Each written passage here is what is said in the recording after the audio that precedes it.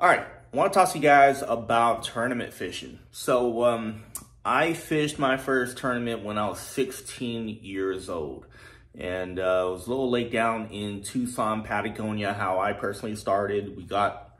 Recently got into bass fishing, was stopping by a local tackle shop, Saguaro Bait and Tackle, walked by and saw that they had flyers up. Or it was Blue Water, one of them. But anyway, point is, we saw that there was a tournament going on. I think it was like $130 per team joining up. So my brother owned a bass tracker at that time and decided to sign up. And I'll never forget that morning.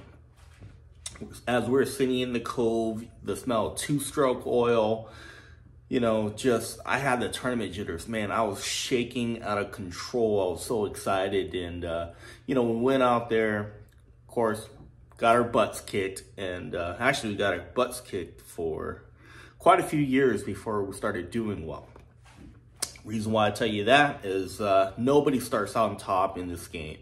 Now, you can get lucky. I do see guys get lucky, but overall, it's a learning process that's going to take you a long time. You really don't know how good you are until you go compete against, the other anglers in the state. And during that whole process, you learn a ton, especially once you start making new friends, networking, and fishing with new people. So fast forward to probably my mid to late 20s. This is when I seriously got into tournament fishing. My brother, actually, there was one point in my life that I actually gave up fishing. Let's just put it that way. After, hitting a speed bump in my life, I was done with fishing. Just couldn't afford it, so really got out of it. And that's the last time I think the economy crashed. Call it a depression, recession, whatever you want to call it, but I was out of the game. And, my brother had called me to go to fish the California Delta with him as a co-angler. And I remember telling him no. Keeps calling me every few days, checking in, hey, let's go. And again, told him, hey, I had some job interviews lined up, couldn't go. So after about the fourth time, he said, man, just go. I'll pay for everything, your entry, just help me drive. So I decided to grab what little tackle I had left and headed out to the FLW National Guard at that time. And in that event, after the first 2 or 3 days, I forgot if it was a 2 or 3 day tournament. It was a 3-day tournament for co-anglers. So after the second day, I found myself in the lead. And, I was leading by quite a bit. And the final day, I just completely blew it. I had way too many rods with me. Back then, they didn't have a rod limit. The tournament jitters, I was setting the hook too hard. Looking back now, using the wrong hook. So again, that tournament, I ended up second, and man, did it hurt, because here I am, dead broke, okay? Didn't even have a checking account, a cell phone. Everything was like, I lost everything. My brother dragged me out the house. I wasn't even supposed to be there, but that tournament was the tournament that changed my life. I knew at that point, man, I wanted to get back into tournament fishing. The adrenaline, the high of, feeling on top, and the excitement, the smell of the Delta, the experience, the whole thing. I just absolutely fell in love with it. And to fall a little short was probably one of the best things that ever happened to me, because it sparked the fire inside me to go pursue this at a higher level. So, with that being said, when I got back to Phoenix, I got to work. Basically, I was looking for a job that allowed me to get weekends off and then slowly progress from there. So once I established my employment and I was able to get out on weekends, I decided to fish as a co-angler, fishing the TBF. Fished the TBF, driving around in a 1998 Honda Accord. My rod's laid out in the passenger seat. Again, I didn't practice for any of those events. I couldn't afford to take Friday off because Friday is the busiest day when you work in insurance. A lot of people are getting paid. Again, you are in sales, you're getting paid, and you just had to be there. So in the TBF, with the membership dues, budgeting for fuel, and again, didn't practice, that really helped cut the cost. I basically just showed up and fished. But fishing TBF allowed me to fish with different people, learning from everybody, and then just adding to, you know, what I do, my comfort or my fishing style, and just adding to my arsenal. So from there, you know, fished that for a couple years, or actually just 1 year. I ended up buying a boat, found a good deal on a boat, jumped into my very first FLW event, the EverStart Series at Roosevelt. That was my semi-pro debut. Ended up, I think 7th or 8th in that tournament. Won $5,500, and the cool story about that, guys, looking back on it, again, I wasn't in the market for a boat. My son Jaden was about to be born, and you know, I had about $5,000 or $6,000 saved up. My brother calls me and said, "Hey, I found this boat. You might want to buy it." And again, I'm living in a rental home, tiny little rental home, no parking space. I actually have to park my truck on the street because it wouldn't fit in the garage or the driveway even. So he calls me knowing my situation and said, "Hey, you might want to buy this boat." I said, "No way, man. Like, you know, I'm saving to buy a house. Like, why would you even call me?" And then I thought about it. It's like, yeah, why would he call me? And I knew at that point something was up. So he calls me and says, "Man, I found this, or Tom Lee, I'm over here in Kentucky picking up his camper, and he got his boat for sale. He's willing to like just dump it off to you." And that boat was worth in the high 20s, and he was willing to sell it to me for 15 or 16 grand or something like that. Unbelievable price. So without seeing the boat, you know, my brother says, "Hey, the motor has a 1.5 years left of warranty on it even. It's in rough shape. You know, you're gonna have to clean it up." But anyway, I bought it sight unseen because, you know, I already had the truck. He tows it back from Kentucky. I went down to Tucson to go pick it up, and yeah, it was in pretty rough shape. I mean, I took my hand, rubbed it on top of the boat, and my hand was white. I mean, the thing was completely oxidized. The motor was in decent shape. But again, I got a boat. So spent the next few weeks wet sanding it, getting it cleaned up, dropped it off to my buddy Bill Kelly, get it detailed. And man, he brought that thing back to life. So here we are. We got a boat. Crazy story about that is I didn't even have a place to store it.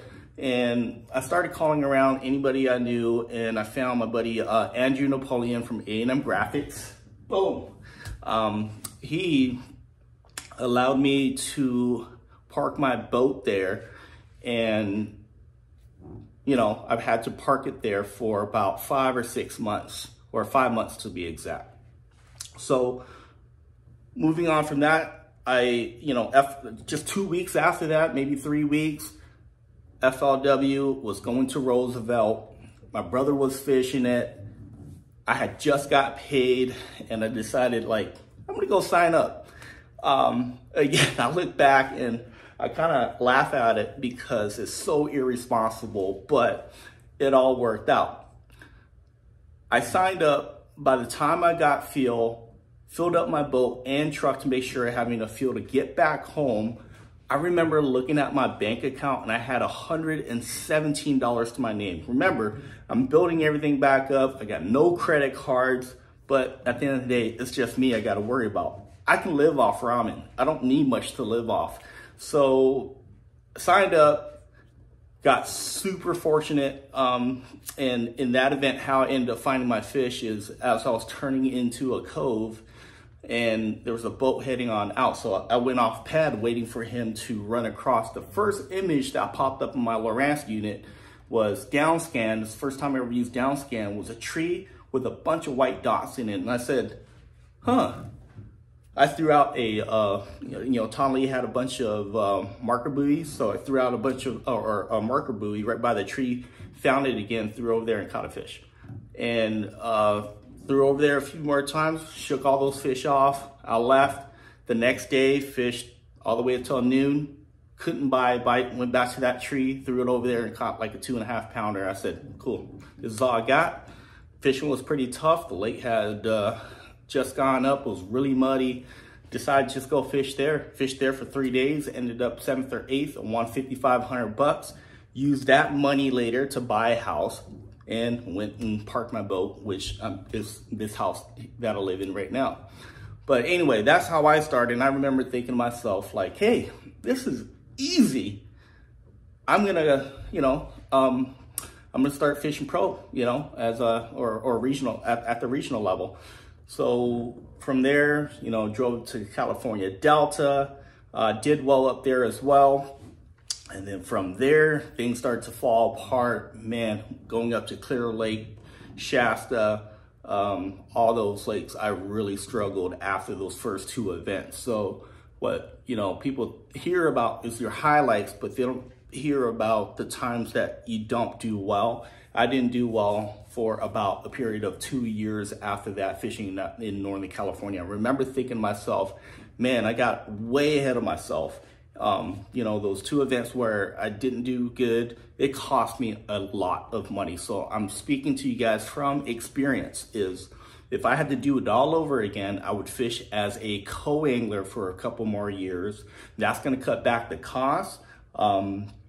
It's going to allow you to learn these different lakes, fish with different people, understand how these lakes set up, and then go learn it from there and kind of adapt to like your fishing style, because everybody fishes a little different. Personally, I'm a power fisherman. I love fishing fast. Allows me to cover more water, and I just slow down whenever I see something that I like to fish, or if I think I need to slow down to fish it a little bit more carefully. But point being, fish as a co-angler. So the steps are, go find, if you're getting into tournament fishing, there's club levels. Unfortunately, in today's world, it doesn't seem like there's a lot of clubs out there. Back in the day, seems to be more clubs. But again, still possible in your area to find a club that you can just pay your dues, link up with a boater, and then just go fishing for the day. And I recommend just budgeting, maybe $40 for fuel. Again, you're out there building friendships, building the relationships with these guys. Hopefully make a friend that allow you to go fishing with them outside that event. So I made a lot of friends fishing TBF, okay?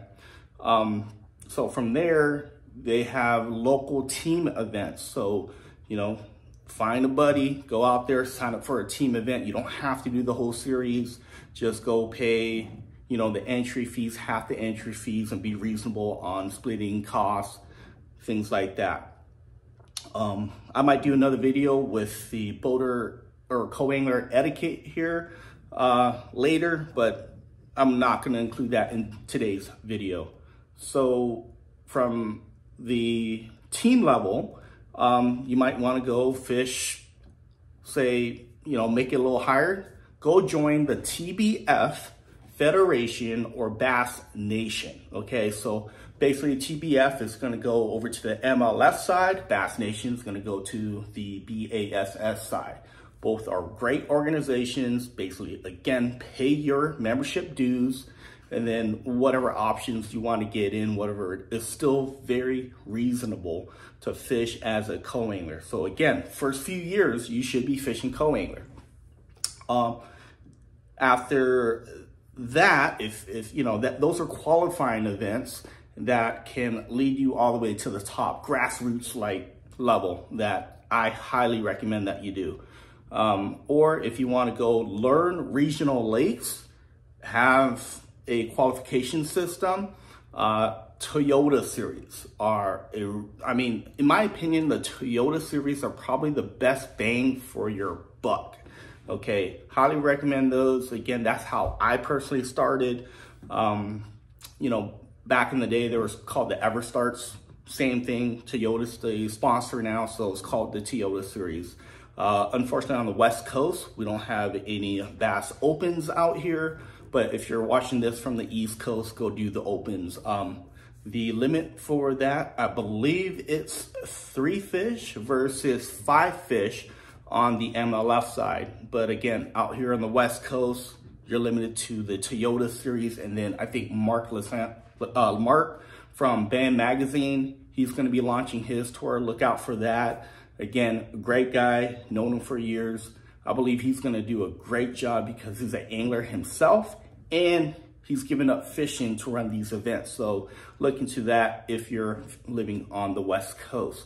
So with that being said, guys, the whole, like, I can't emphasize enough that your first few years, fish as a co-angler.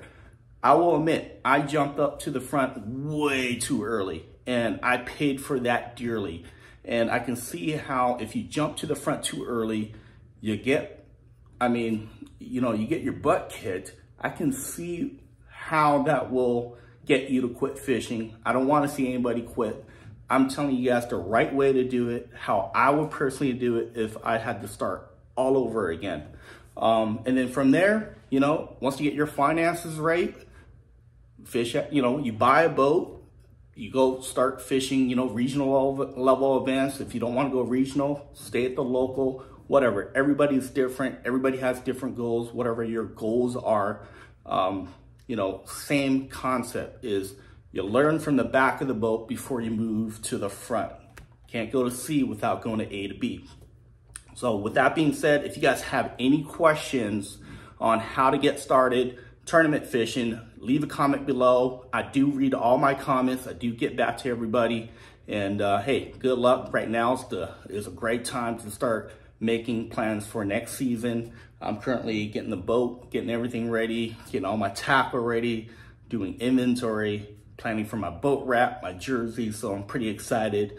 We're only 3 months out. It's going to be here before we know it. So anyway, good luck to you and happy holidays to you guys.